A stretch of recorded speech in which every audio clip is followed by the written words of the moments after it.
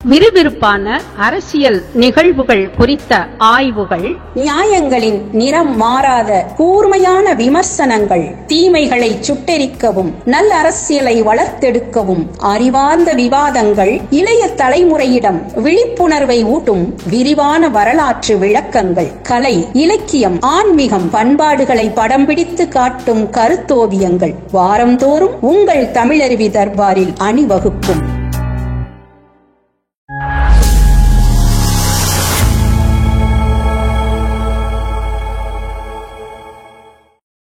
நெஞ்சு பொறுக்கதில்லை நிகழ்ச்சிக்காக தமிழருவி தர்பார் நேயர்களை மீண்டும் சந்திப்பதில் மகிழ்ச்சி. நேயர்கள் அனைவருக்கும் வணக்கம். நமது அரங்கத்திற்கு ஐயா தமிழருவி மணியன் அவர்கள் வந்திருக்கிறார். அவர்களை வணங்கி மகிழ்வோம். வணக்கம் குமரையா. ஐயா வணக்கம். ஐயா வணக்கம். ஐயா வழக்கம் போல் நடப்பு அரசியல் குறித்து சில கேள்விகள்.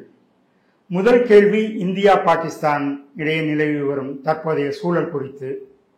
மோடி அரசு பாகிஸ்தானுக்கு எதிராக எடுத்து வரும் நடவடிக்கைகளை நீங்கள் எப்படி பார்க்கிறீர்கள்? இது ஒரு ஃபுல் ஃபிளட்ஜ்டு வாராக மாறுமா? முழுமையான ஒரு யுத்தமாக மாறுவதற்காக வாய்ப்பு இருக்கிறதா? நீங்கள் எப்படி பார்க்கிறீர்கள்?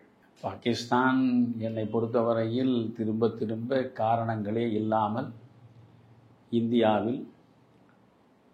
இந்தியாவினுடைய அமைதியை, இந்தியாவினுடைய வளர்ச்சியை, இந்தியாவினுடைய பொருளாதார மேம்பாட்டை சீர்குலைக்க வேண்டும் என்கிற சிந்தையோடு பயங்கரவாதத்தினை தூண்டிவிட்டு பயங்கரவாதிகளை வைத்துக்கொண்டு தொடர்ந்து தொல்லைகளை கொடுத்து கொண்டிருக்கிறது.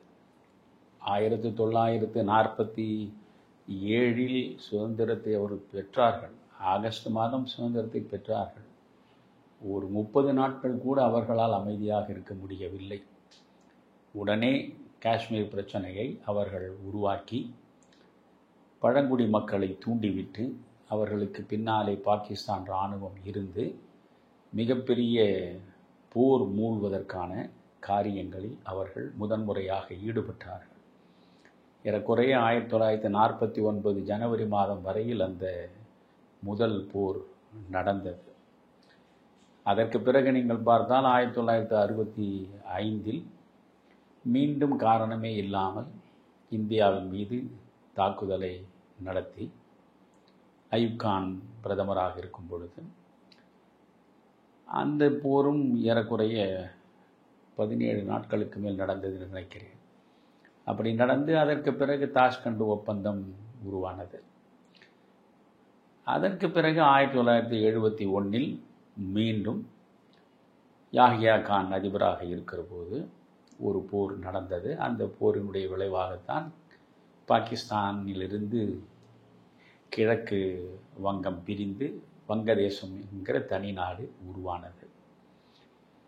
இப்படி தொடர்ந்து இந்தியாவுக்கு எதிராக எந்த அடிப்படை காரணமும் இல்லாமல் சீண்டி பார்ப்பதையே ஒரு வேலையாக வைத்திருக்கக்கூடிய மனோபாவம் பாகிஸ்தானிடம் இருக்கிறது.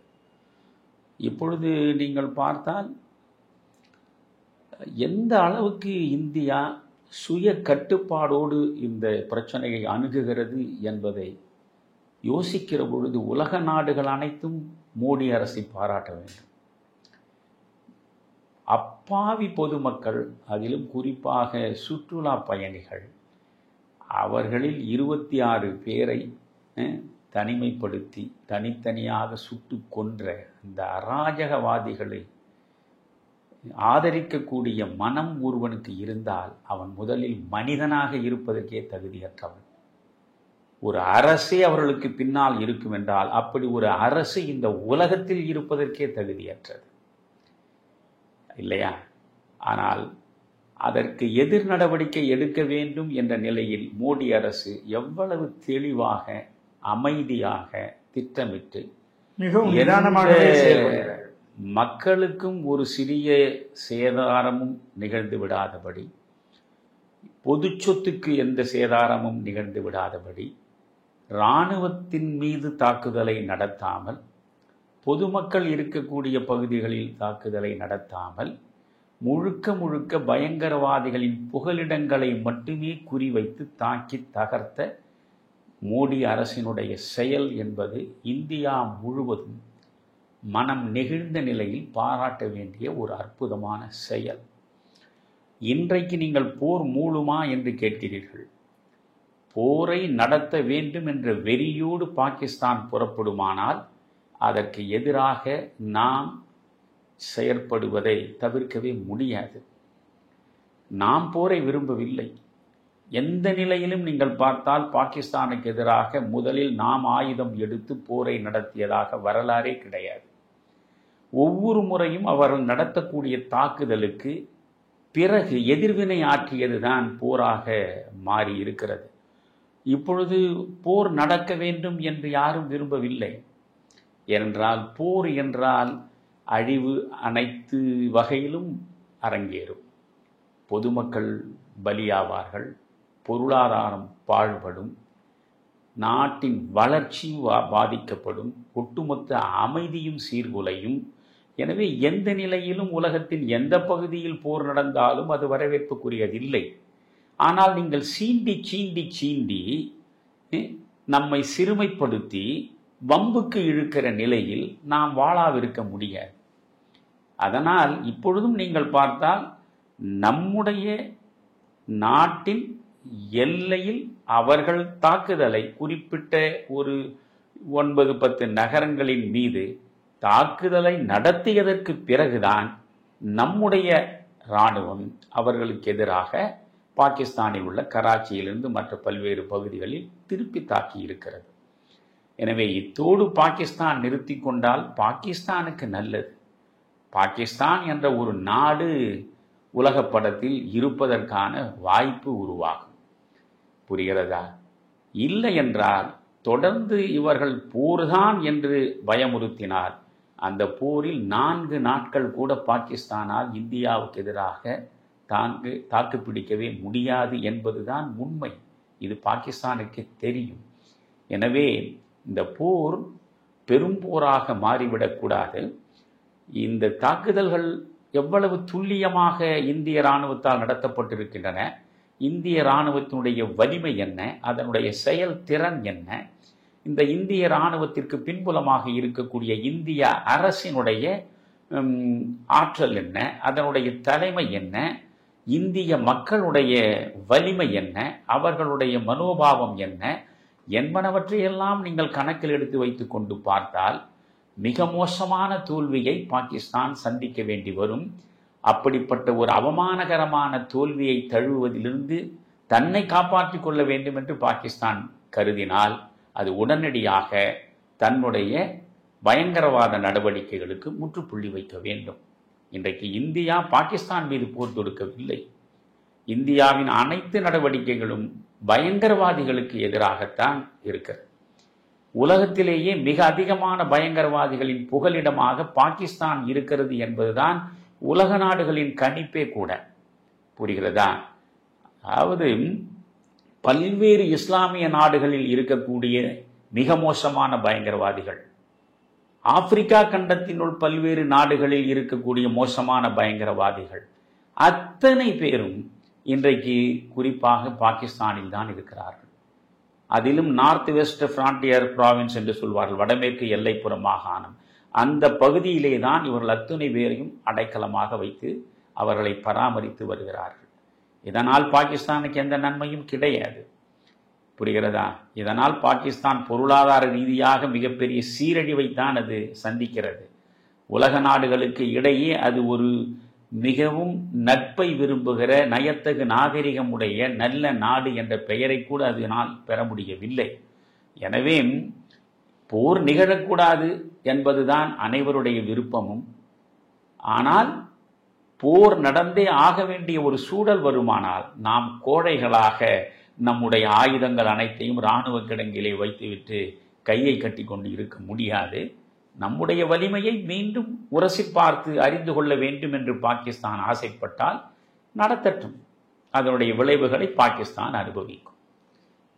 உண்மையாகவே இந்திய ராணுவம் மிக சிறப்பாக நடவடிக்கைகள் எடுத்து வருகிறது. மிக மிக சிறப்பான நடவடிக்கைகள் ஈடுபட்டிருக்கிறது. அதிலும் குறிப்பாக இதுவரையில் பொதுவாக எந்த போர் நடைபெற்றாலும் அந்த போரின் விளைவுகள் குறித்து இராணுவத்தினுடைய முதல் நிலை அதிகாரிகள் மட்டும்தான் உலகத்திற்கு அவர்கள் தகவல்களை தெரிவிப்பார்கள். ஆனால் இன்றைக்கு 2 பெண் மக்களை உட்கார வைத்து அவர்கள் மூலமாக இந்த உலகத்திற்கு செய்திகளை வழங்கி இருப்பதே ஒரு அதிசயம், ஒரு அற்புதம். அதுதான் இந்தியா, அதுதான் ஆபரேஷன் சிந்தூர்.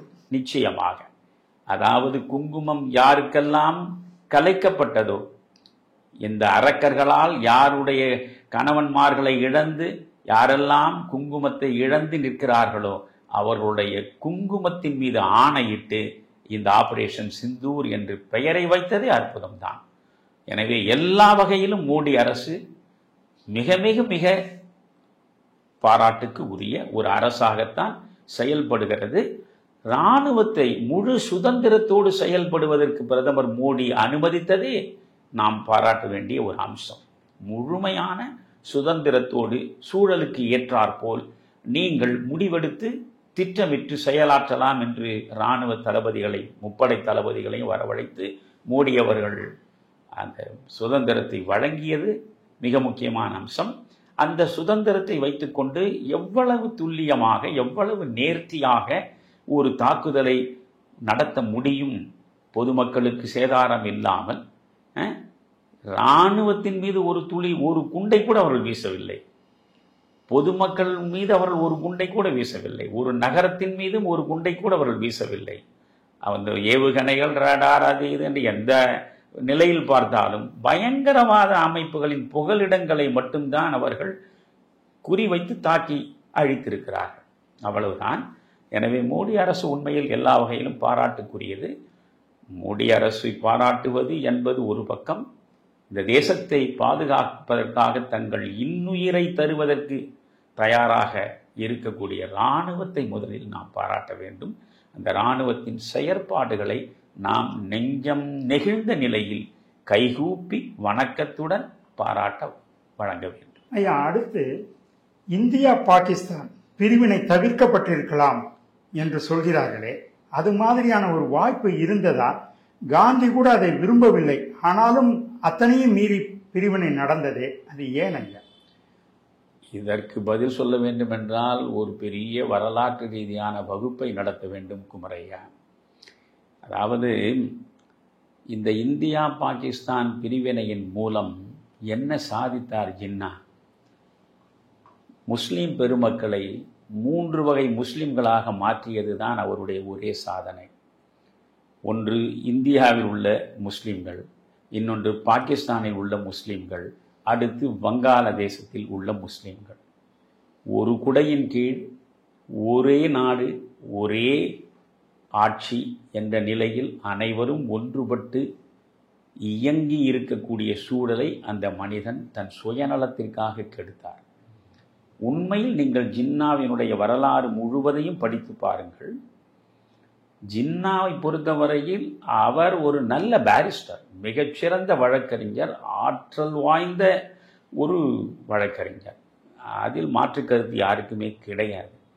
ஆனால் ஒரு வழக்கறிஞராக இருந்த அந்த மனிதன், அதாவது காந்தியும் அந்த குஜராத்திலே இருந்து வந்தவர் தான், இவரும் குஜராத்திலே இருந்து வந்தவர் தான்.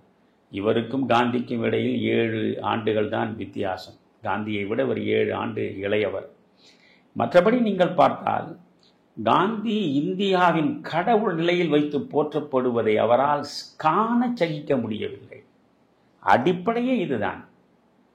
காந்தியினுடைய பெருமை, காந்திக்கு கிடைத்த அங்கீகாரம், காந்தியை மக்கள் ஏற்றி வைத்து கொண்டாடிய நிலை அவரால் ஜீரணிக்க முடியவில்லை. அதற்கு அவர் கையில் எடுத்த ஆயுதம்தான் முஸ்லிம்கள். அவர் திரும்ப திரும்ப இந்துக்கள், பெரும்பான்மை இந்துக்களின் காலடியில், அதாவது 30 கோடி இந்துக்களின் காலடியில் 7 கோடி முஸ்லிம்கள் நசுக்கப்படுகிறார்கள் என்று திரும்ப திரும்ப திரும்ப அதையே சொல்லி சொல்லி சொல்லி இந்துக்களுக்கும் முஸ்லிம்களுக்கும் இடையே பிளவையும் பகைமையையும் உருவாக்கி அதன் மூலம் பாகிஸ்தானை பெற்ற ஒரு தலைவர் அவர். நீங்கள் ஒன்றை யோசியுங்கள்.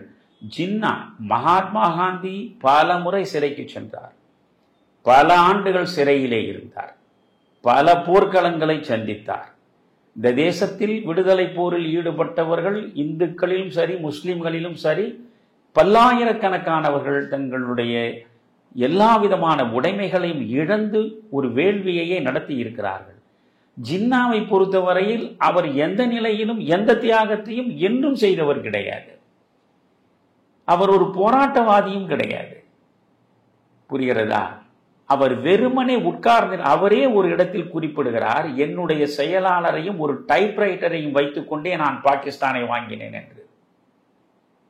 அப்படி என்றால் இந்துக்களுக்கு எதிராக முஸ்லிம்களின் வெறுப்புணர்வை தூண்டி தூண்டி தூண்டி அறிக்கைகள் தருவதன் மூலம், பேட்டிகள் வழங்குவதன் மூலம், மாநாடுகள் நடத்தி பேசியதன் மூலம் அவர் இந்த முஸ்லிம்களை இந்துக்களிடமிருந்து பிரித்து தனியாக ஒரு பாகிஸ்தான் உருவாவதற்கு அடித்தளத்தை அமைத்தாரே தவிர அவர் என்ன தியாகம் செய்தார்?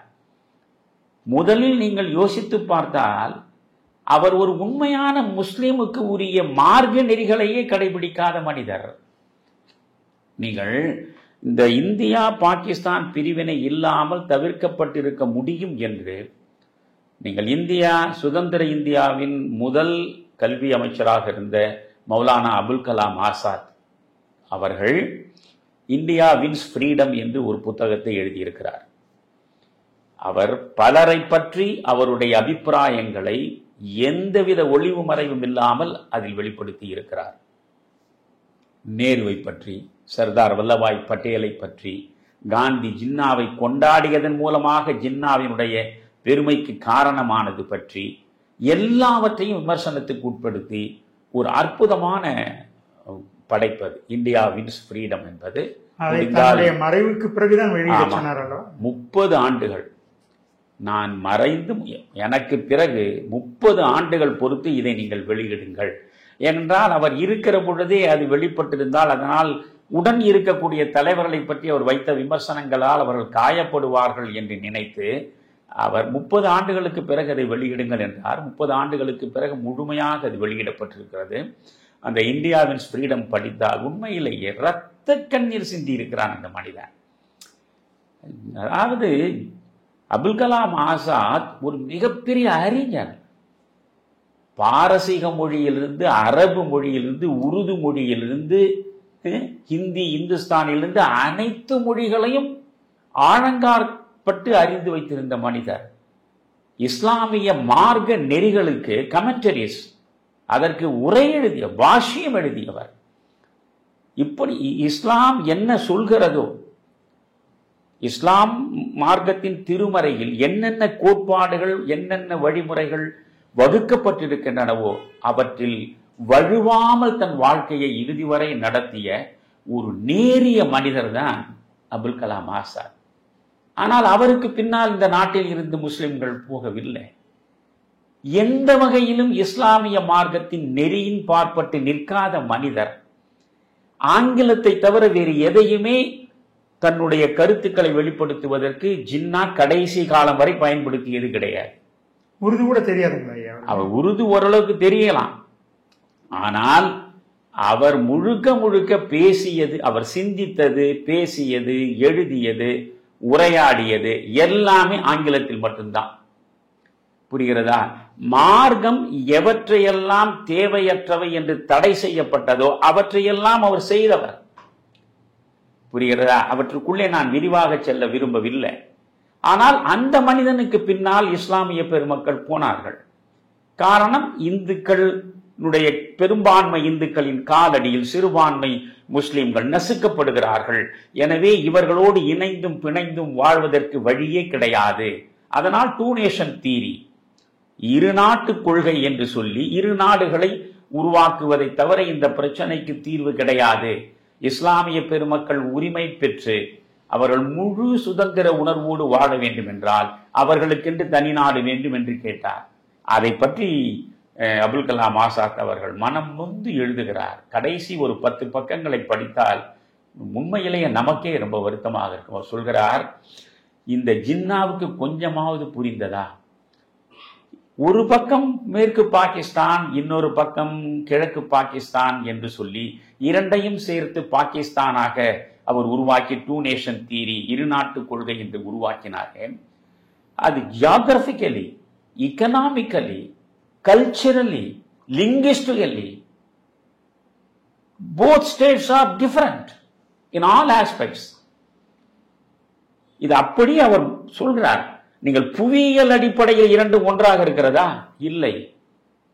பண்பாட்டின் அடிப்படையில் அந்த பக்கம் இருக்கக்கூடிய மேற்கு பாகிஸ்தானில் உள்ள இஸ்லாமியர்களும் வங்கத்தில் இருக்கக்கூடிய இஸ்லாமியர்கள், சொல்ல போனால் இன்றைக்கு நம்முடைய மேற்கு வங்கமாக இருக்கிறது. மேற்கு வங்கத்தில் இருக்கக்கூடிய இந்துக்கள் எவற்றையெல்லாம் பாரம்பரிய பண்பாடுகளாக வைத்திருக்கிறார்களோ அவற்றின் பெரும்பகுதி அப்படியே இஸ்லாமியர்களிடம் இருக்கும்.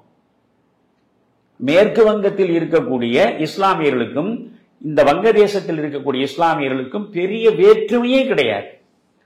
அதனால பொருளாதார அடிப்படையிலும் இவர்கள் ஒன்றுபட்டவர்கள் இல்லை, மொழியின் அடிப்படையிலும் இவர்கள் ஒன்றுபட்டவர்கள் இல்லை, புவியியல் அமைப்பிலும் இவர்கள் இந்த நிலப்பரப்பு ஒன்றுபட்டதில்லை. இது எப்படி இருநாட்டு கொள்கை என்று சொல்லி இதை நீங்கள் இணைக்க முடியும் என்று கேட்டு அவரே அதில் கேள்வி எழுப்புகிறார். இது நீண்ட நாள் நிலைக்காது என்கிறார். நிலைக்காது.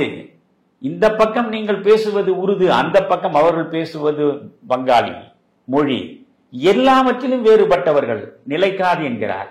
அது மட்டுமல்ல, பாகிஸ்தானுக்குள்ளேயே பிரச்சனைகள் இல்லாமல் உங்களால் அந்த நாட்டை கடைசி வரை காப்பாற்ற முடியாது என்கிறார். அந்த பாகிஸ்தானுக்குள்ளேயே ஒரு பக்கம் சிந்து மாகாணம், இன்னொரு பக்கம் பலூச்சிஸ்தான் மாகாணம், இன்னொரு பக்கம் வடமேற்கு எல்லைப்புற மாகாணம்.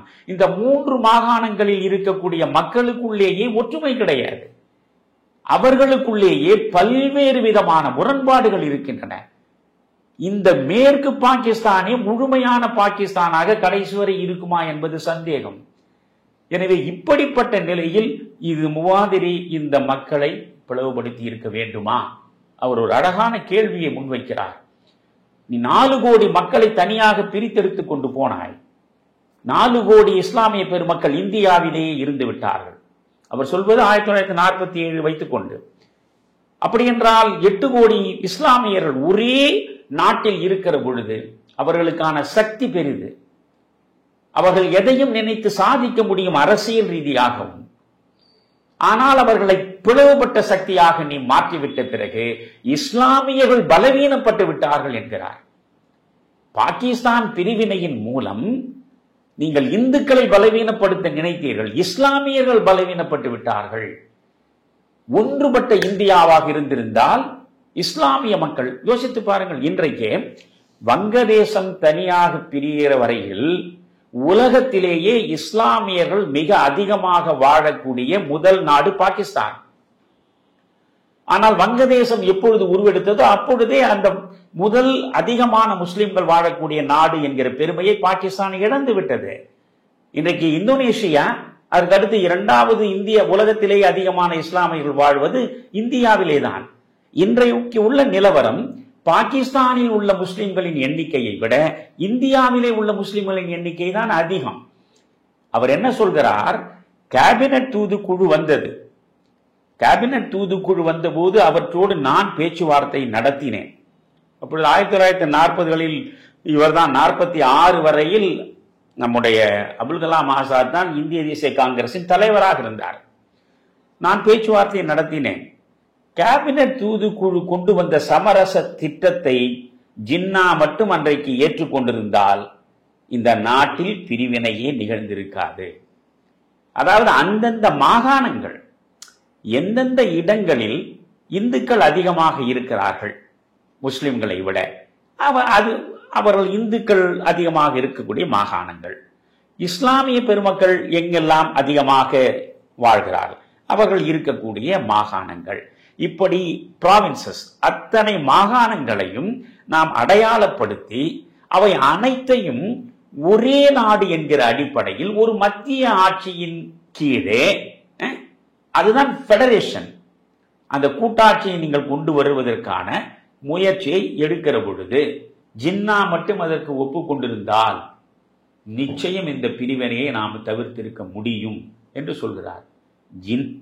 ஜின்னாதான் முழுக்க முழுக்க பாகிஸ்தானை கொடுத்தே ஆக வேண்டும் என்று வற்புறுத்தியவர்.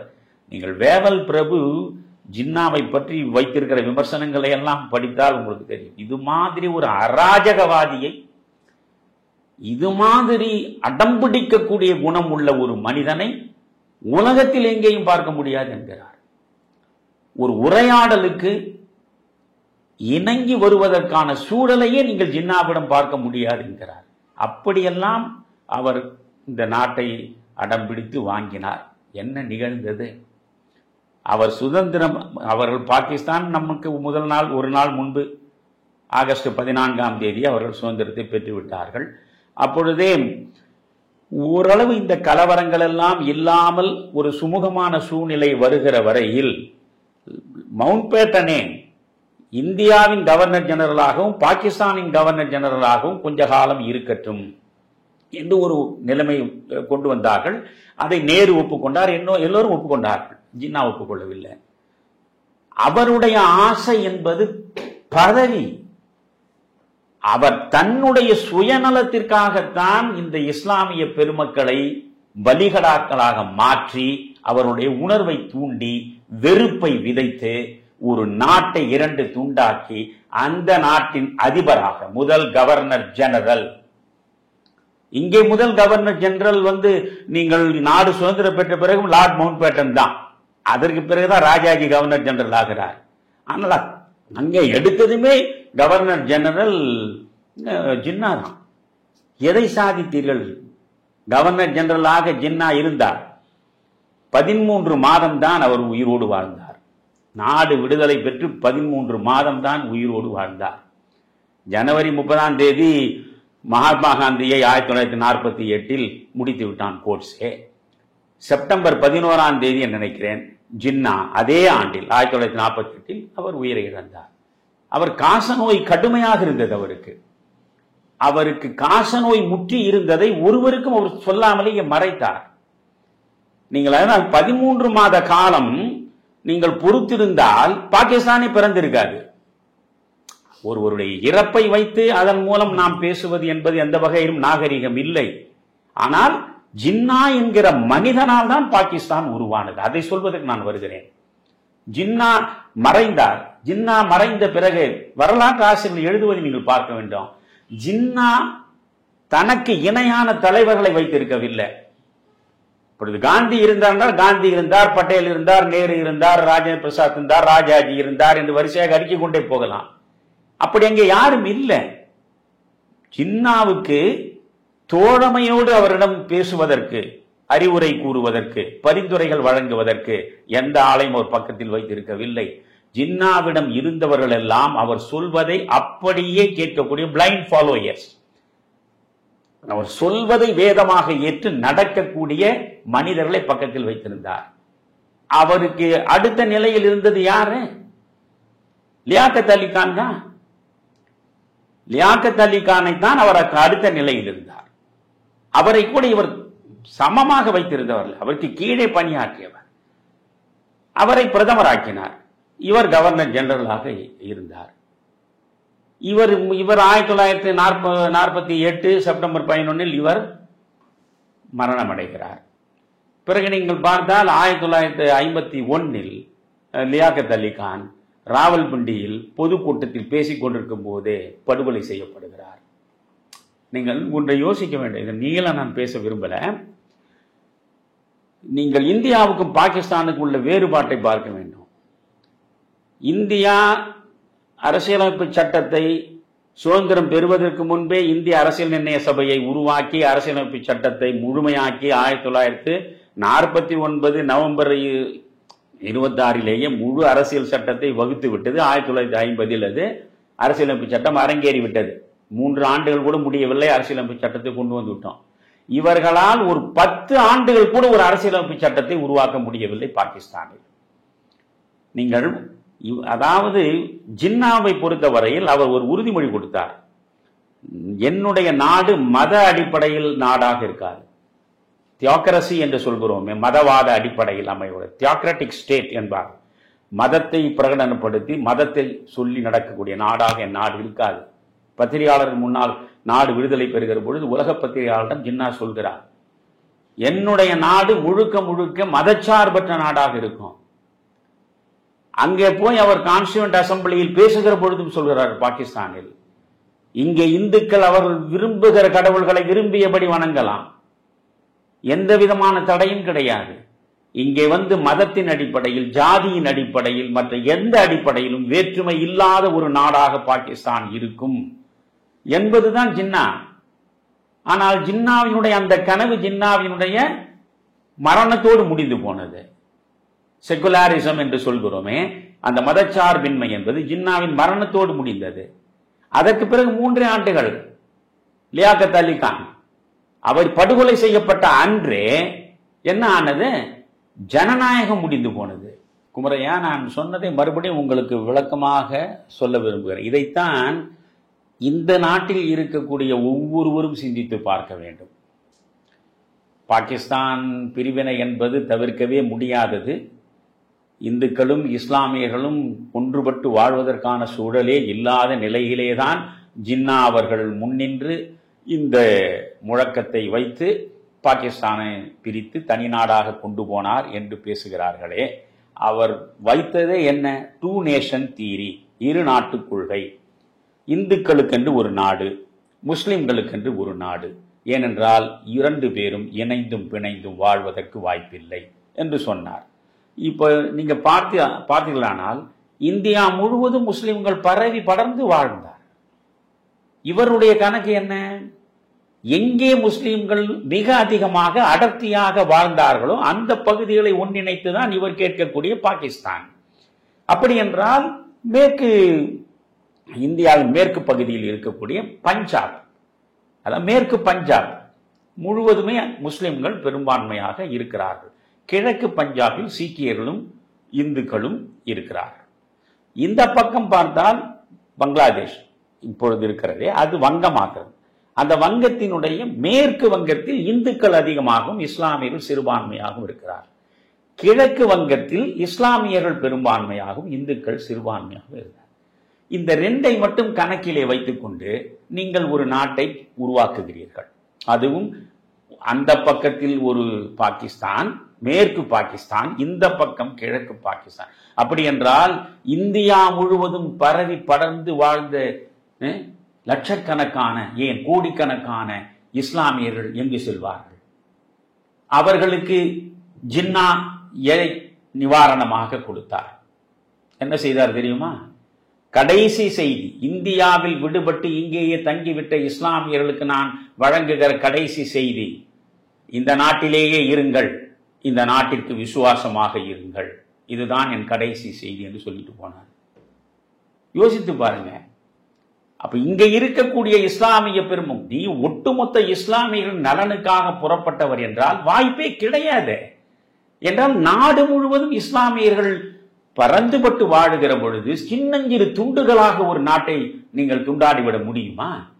அதனால் பெரும்பான்மையாக வாழக்கூடிய 2 பக்கத்தில் உள்ள முஸ்லிம்களினுடைய நலனை கணக்கிலே வைத்துக் கொண்டு அவர் மற்ற முஸ்லிம்களை கைவிட்டு விட்டார். இதுதான் வரலாற்று உண்மை.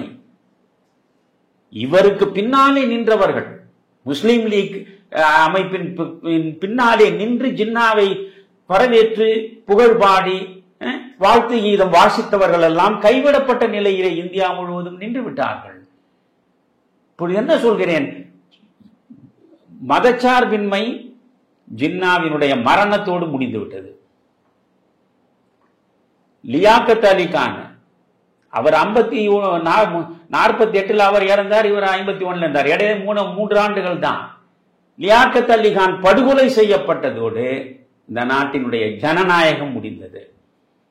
1958 அயூப் கான் அதிபராக வந்து உட்கார்ந்ததுமே ஒட்டுமொத்த அரசியல் அமைப்பும் தலைகீழாக புரட்டி போடப்பட்டு ராணுவ ஆட்சி மலர்ந்தது. இன்றைக்கும் நீங்கள் 1947 ஆகஸ்ட் 15 தொடங்கி இன்று வரையில் இந்த தேசம் ஜனநாயகத்தின் பாதுகாவலராகத்தான் இருக்கிறது. எந்த விதமான மாற்றமும் எந்த கட்சி ஆட்சிக்கு வந்தாலும் நடந்துவிட முடியாத அளவுக்கு ஒரு அரசியலமைப்பு சட்டம் வலிமையாக இருக்கிறது. சட்டத்தின்படி ஆட்சி நடக்கிறது. யாரும் எந்த மாற்றத்தையும் கொண்டு வந்துவிட முடியாது. இது இந்திய நிலவரம். ஆனால் அங்கே என்ன ஆனது? சரி, 2 நேஷன் தியரி என்றீர்கள் அல்லவா? ஜின்னாவின் மரணத்தோடு மதச்சார்பின்மை முடிந்தது. லியாக்கத் அலி கானுடைய மரணத்தோடு ஜனநாயகம் முடிந்தது. அயூப் கான் ஆட்சிக்கு வந்ததோடு ராணுவ ஆட்சி மலர்ந்தது. 25 ஆண்டுகளுக்குள் ஜின்னா கண்ட 2 நாட்டு கனவு தரைமட்டமானது. பாகிஸ்தான் 1971 போரில் வங்கதேசம் உருவானது. அவாமி லீக் புறப்பட்டது. என்ன காரணம்? நீங்கள் மேற்கு பாகிஸ்தானில் உள்ளவர்களுடைய தாய்மொழி உருது. கிழக்கு பாகிஸ்தானில் உள்ளவருடைய தாய்மொழி வங்காளம்.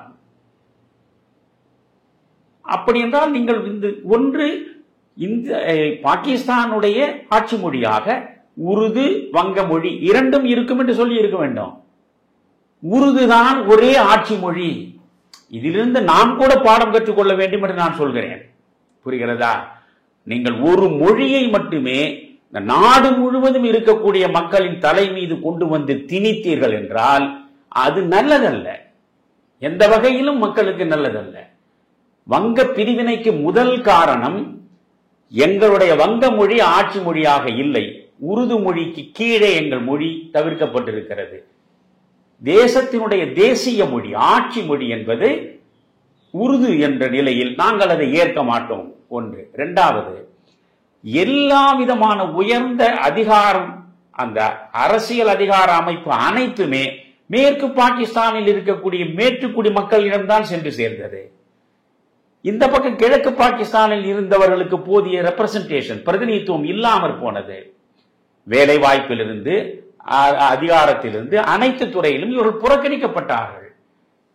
பொருளாதார ரீதியாகவும் பார்த்தால் கிழக்கு பாகிஸ்தான் என்று சொல்லப்பட்ட வங்காளம் புறக்கணிக்கப்பட்டது, பின்தங்கி கிடந்தது. இவையெல்லாம் சேர்ந்த நிலையிலேதான் முஜிபுர் ரஹ்மான் புறப்பட்டார், அவாமி லீகை உருவாக்கினார். அந்த அவாமி லீக் தேர்தலில் மிக பிரம்மாண்டமான வெற்றியை பெற்றது. அப்படி வெற்றியை பெற்ற அவாமி லீக் உடனடியாக வங்கதேசத்தை தனிநாடு என்று பிரகடனம் செய்தது. இதுதான் வரலாறு. இதை யாஹியா கானுடைய படை போர் நடத்தி பார்த்தது. பிறகு இந்தியா இந்த வங்கதேசத்திற்கு உதவியாக போய் நின்றது. கோடிக்கணக்கான வங்கதேசத்து மக்களை இந்த நாடு வரவேற்று அவர்களுக்கு சகலவிதமான வசதிகளையும் செய்து பொருளாதார சுமையை கூடுதலாக்கி கொண்டது. ஆனால் அந்த வங்கதேசம் இன்றைக்கு இந்தியாவுக்கு நன்றியோடு இல்லை. இந்தியாவினுடைய உதவி இல்லை என்றால் வங்கதேசம் இல்லை. யாஹியா கானுடைய ராணுவம் காலில் போட்டு மிதித்து முடித்திருப்பான் அவாமி லீக்கையும் முஜிபுர் ரஹ்மானையும். அன்றைக்கு இந்திரா காந்தி எடுத்த முடிவுதான். புரிகிறதா? எனவே 25 ஆண்டுகளுக்குள் என்னென்ன நடந்திருக்கிறது? ஒரு நிலையான அரசியலமைப்பு சட்டம் பாகிஸ்தானுக்கு கிடையாது, நிலையான ஜனநாயக ஆட்சி முறை பாகிஸ்தானுக்கு கிடையாது. ராணுவத்தின் பிடியிலேதான் அந்த தேசம் சிக்கி கிடக்கிறது. அந்த தேசமே 2ஆக பிளவுபட்டது. இன்றைக்கும் இந்த ஒரு மேற்கு பாகிஸ்தானாவது ஒன்றாக இருக்குமா பாகிஸ்தான் என்ற பெயரில் என்றால் அதுவே ஐயத்திற்குரியது. சிந்து ஒரு பகுதியாகவும் பலூச்சிஸ்தான் ஒரு பகுதியாகவும், அதற்கு பிறகு நீங்கள் பக்தூனிஸ்தான், பல பிரச்சனை இருக்கிறது. வடமேற்கு எல்லைப்புற மாகாணம் வரையில் நீங்கள் பார்த்தால் இவ்வளவு பிரச்சனைகளுக்கு இடையே இருக்கக்கூடிய நிலையில்தான் பாகிஸ்தான் இருக்கிறது. ஆனால் இந்தியாவில் இந்த எந்த பிரச்சனையும் இல்லை என்பதற்கு காரணம் நம்முடைய ஃபவுண்டர்ஸ் ஆஃப் கான்ஸ்டிடியூஷன். அவர்களுக்கு முதல் வணக்கம் செலுத்த வேண்டும். இதை மதச்சார்புள்ள நாடாக மாற்ற வேண்டும் என்று சில இந்துக்கள் புறப்பட்டார்கள். ஆனால் காந்தியும் நேருவும் உடன்படவில்லை. இன்றைக்கு மதச்சார்பற்ற நாடாக இருப்பதுதான் இதற்கான பலம். இந்தியா இன்று வரையில் இவ்வளவு எந்த விதமான வீழ்ச்சியும் இல்லாமல் எழுச்சி மிக்க நிலையில் நாளுக்கு நாள் வளர்ச்சியை நோக்கி நடைபெற்றுக் கொண்டே இருக்கிறது என்றால் இதனுடைய மதச்சார்பற்ற தன்மை. ஆனால் மதம் என்பது, தியோக்ரசி என்பது இல்லை. வாட் டு யூ மீன் என்று கேட்டார் அந்த பிரஸ் மீட்ல. தியோக்ரட்டிக் ஸ்டேட்டாக பாகிஸ்தான் உருவாகுமா? Will it be a theocratic state என்று கேட்டபோது வாட் டஸ் இட் மீன் அப்படின்னு கடுமையாக கோவப்பட்டு கேட்டவர் ஜின்னா. ஆனால் இன்றைக்கு என்ன? இஸ்லாமிக் ரிபப்ளிக் என்பதுதான் அது. இஸ்லாமிய குடியரசு என்று அவர் 73 கான்ஸ்டிடியூஷனை கொண்டு வந்த பொழுதே மாற்றிவிட்டார். ஆக ஒரு மதத்தை மையமாக வைத்து இதைத்தான் அபுல் கலாம் ஆசாத் சொல்றார். இதோட நான் முடிக்கிறேன். அபுல் கலாம் ஆசாத் சொல்றார், ஒரு மதத்தை மட்டுமே மையமாக வைத்து வெவ்வேறுபட்ட நாடுகளாக பிரிந்து கிடக்கக்கூடியவர்களை ஒன்றாக இணைத்து ஒரு நாடாக கொண்டு வருவதை விட ஒரு அபத்தம் வேறு எதுவும் இல்லை. எத்தனையோ இஸ்லாமிய நாடுகள் இருக்கின்றன. அத்தனை இஸ்லாமிய நாடுகளிலும் இஸ்லாம் தான் பின்பற்றப்படுகிறது. இஸ்லாம் பின்பற்றப்படுகிற ஒரே காரணத்தினால் அனைத்து இஸ்லாமிய நாடுகளும் ஒரு குடையின் கீழாக இருக்கின்றன? இல்லையே. எனவே தனித்தனியாக அவரவருடைய சூழலுக்கு ஏற்ப, அவரவருடைய பண்பாட்டு வளர்ச்சிக்கு ஏற்பதான் அவர்கள் இருப்பார்கள். அதனால் இது முழுக்க முழுக்க ஒரு மோசமான ஒரு சூழ்நிலையில் ஜின்னா தன்னுடைய நிலையை மேம்படுத்திக் கொள்ள மகாத்மா காந்திக்கு நிகராக ஃபாதர் ஆஃப் அவர் நேஷன் என்று இந்தியாவில் மகாத்மாவை நாம் கொண்டாடுகிறோம். ஃபாதர் ஆஃப் அவர் நேஷன் என்று பாகிஸ்தானில் உள்ளவர்கள் ஜின்னாவை கொண்டாடுகிறார்கள். So Gandhi, Jinnah, two great leaders in the subcontinent. இந்த உபகண்டம் உருவாக்கிய 2 பெரிய தலைவர்கள். எந்த வகையில்? தியாகமே வடிவான தலைவன் மகாத்மா காந்தி.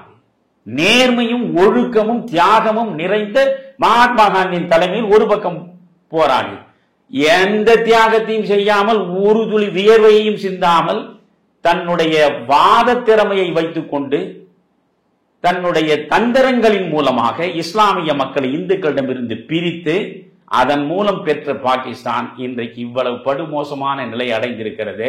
நான் ஒன்று மட்டும் சொல்றேன். இன்றைக்கு நம்முடைய நாட்டில் 1952 முறையாக 5 ஆண்டுகளுக்கு ஒரு முறை தேர்தல் நடக்கிறதா? நடக்கிறது. இந்த 1991 96 தான் நீங்க 5 ஆண்டுகளுக்குள்ள 2-3 முறை தேர்தலை சந்திக்க வேண்டி வந்தது. அது ஒரு அபரேஷன். அதை தவிர நீங்க பார்த்தீங்கன்னா தெளிவா இருக்கு. நீங்க பாருங்க, நான் இதை முழுமையா இதற்காக எல்லா ஆய்வுகளையும் நடத்தி பார்த்தேன். 1947 இருந்து இதுவரையில் அந்த பாகிஸ்தானில் இருந்த ஆட்சியாளர்கள் என்று பார்த்தாலே இப்ப இருக்கக்கூடிய ஷபாஸ் ஷரீப் 26வது பிரதமர். 26வது பிரதமர். அதை விட கொடுமை என்ன தெரியுங்களா? 10 ஆண்டுகள்ல 7 பிரதமர்கள். முதல் 10 ஆண்டுகள்ல 47 57க்குள்ள அயூப் கான் 58 வந்து ஆட்சியை கைப்பற்றுவதற்கு முன்பே 10 பேர் பிரதமர்கள். அதுல ஒருவர் பிரதமர் 53 நாள் இருந்திருக்காரு, ஒரு பிரதமர் 15 நாள் இருந்திருக்காரு. இப்ப என்ன ஆனது? 3 சக்திகள் அங்கே பாகிஸ்தானில் முக்கியமான இடத்தை ஒன்றுக்கு எதிராக ஒன்று கைப்பற்ற நினைக்கின்றது. ஒன்று வந்து பிரைம் மினிஸ்டர், தேர்தல் படி வந்தால் அவர் பிரதமர், அவருக்கான அதிகாரம் இருக்கு. அரசியலமைப்பு சட்டம் அவருக்கு தான் அதிகாரம் கொடுக்கும். ஆனால் அந்த பிரைம் மினிஸ்டரை காலில் போட்டு மிதிப்பதற்கென்றே இன்னொரு பக்கம் ராணுவம் இல்லையா?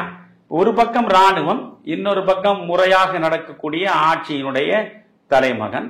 அது 3வது பக்கம் பார்த்தீங்கன்னா வல்லாண்மை மிக்க பொருளாதாரத்தை கையிலே வைத்திருக்கக்கூடிய நில உடைமையாளர்கள்.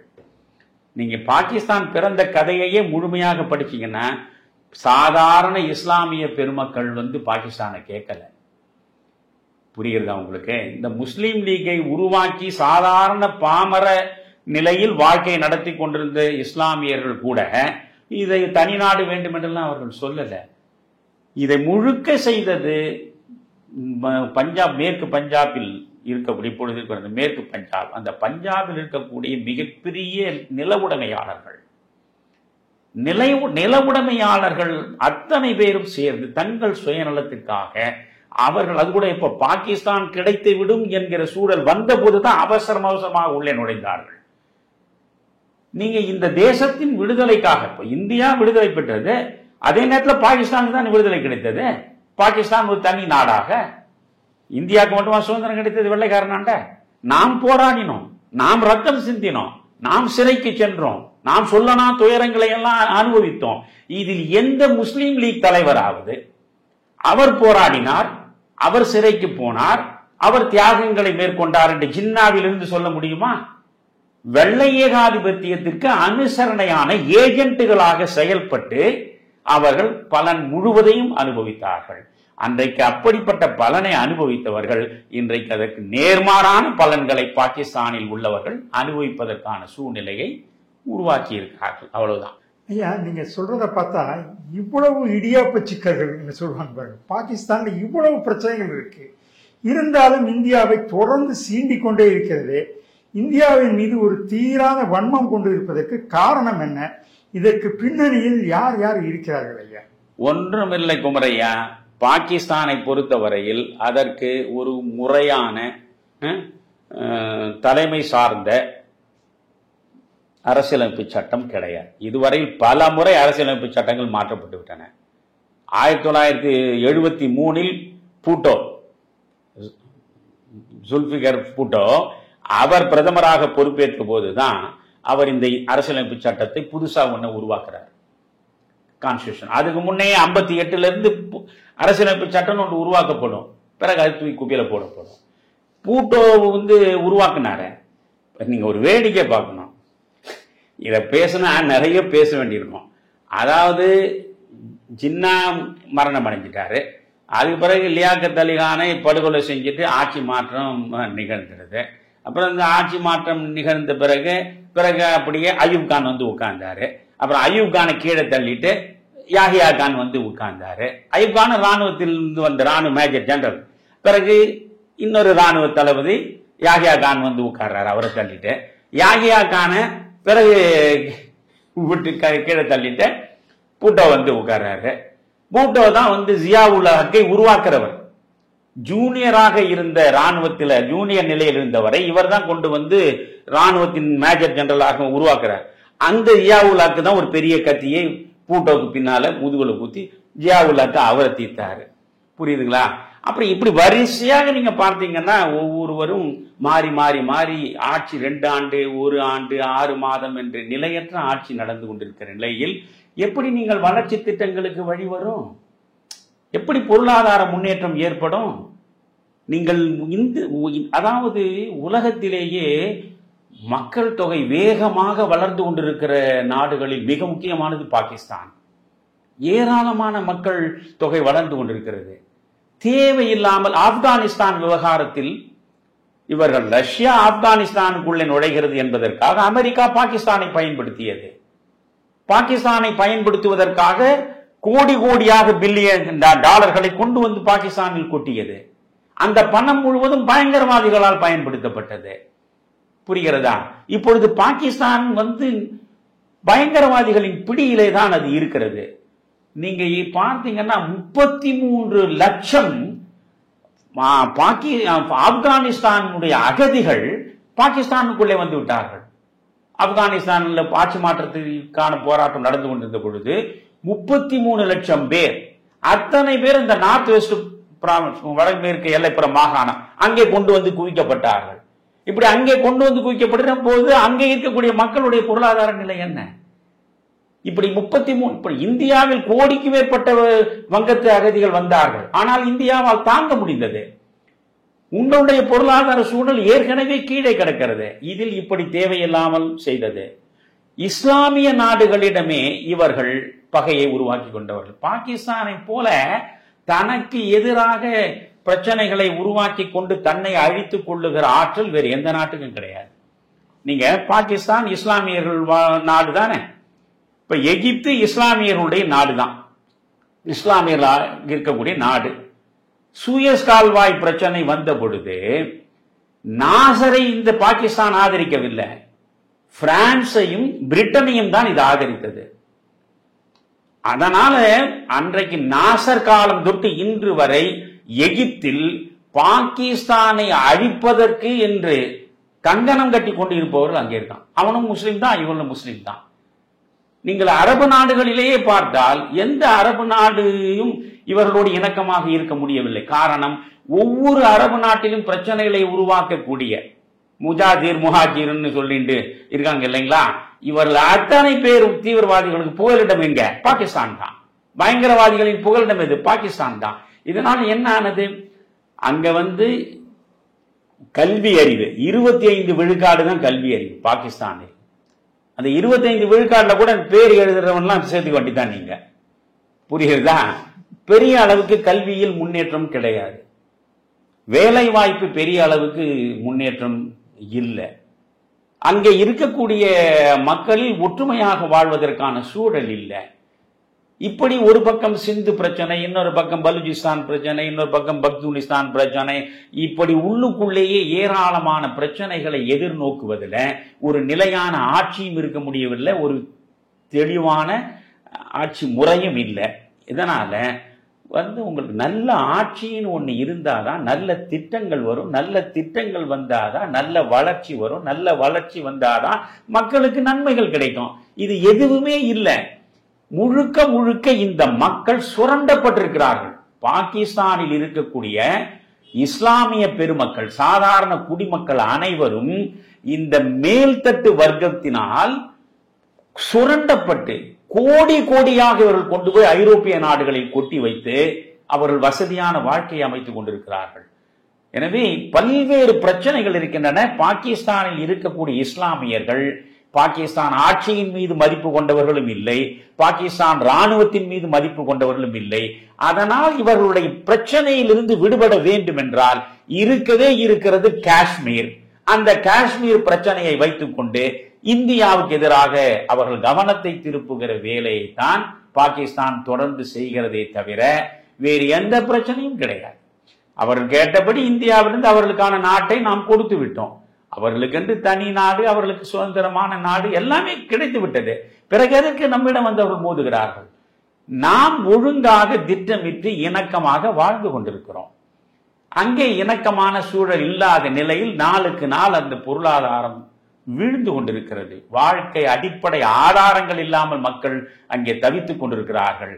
அவர்களுடைய வாழ்வாதாரத்தை மேம்படுத்துவதற்கு வழி தெரியாத நிலையில் தான் இவர்கள் இஸ்லாமிக் அட்டாம் பாம், இது அன்றைக்கே பூட்ட சொல்லிட்டாரு. எங்களிடம் இருக்கு இஸ்லாமிக் ஆட்டாம் பாம் இருக்கிறது, மறந்து விடாதீர்கள். இந்த நவாஸ் ஷெரீப் வெளிப்படையாக 1994 நினைக்கிறேன். அப்ப அவர் சொல்றாரு, இந்தியாவிற்கு நான் எச்சரிக்கை விடுக்கிறேன், நீங்கள் ஆசாத் காஷ்மீரில் கை வைத்தால் எங்களிடம் இருக்கக்கூடிய அணு குண்டு உங்களுக்கு எதிராக வீசப்படும். நாங்கள் அணுகுண்டு வைத்திருக்கிறோம் என்பதை பகிரங்கமாக பிரகடனம் செய்கிறோம் என்று சொன்னார். இந்த ஒரு அணுகுண்டை வைத்துக் கொண்டு இந்தியா முழுவதையுமே இவர்கள் அச்சுறுத்தலாம் என்று நினைப்பது எவ்வளவு பேதமை. நீ அணுகுண்டு வைத்துக் கொண்டிருந்தால் இந்தியாவிலும் அணுகுண்டு, உன்னிடமே ஒரு அணுகுண்டு இருந்தா இந்தியா 10 அணுகுண்டு வச்சிருக்க மாட்டானா?